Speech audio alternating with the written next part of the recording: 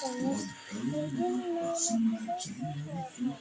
Monday facilities, 2:30 p.m.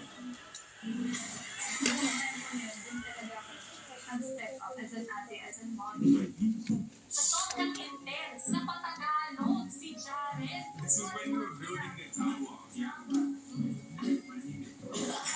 Jared, kailangan mo magbigay ng heartfelt message para kay James. Naging matatag ang pagkakakain. Ay, ito guys.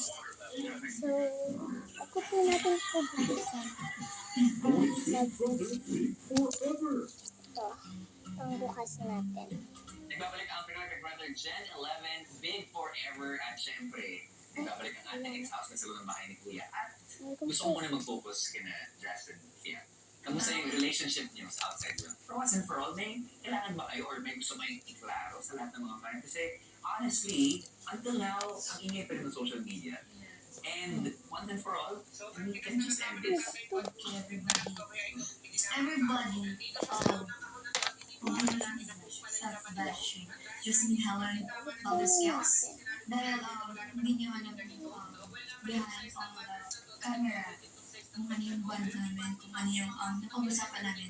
Matagal namin So, kailan dito yun. po nakita Yeah, kailan yun di pa. Although, as a fan din naman, if ako yung nasa situation mo, ganun din ako. Pero, you should also know how to respect. Lalo na hindi niyo alam kung ano yung impact dun sa tao na yun. Sinasabi mo, suggest everybody, kung may nakilipis, dahil kung hindi na meron na.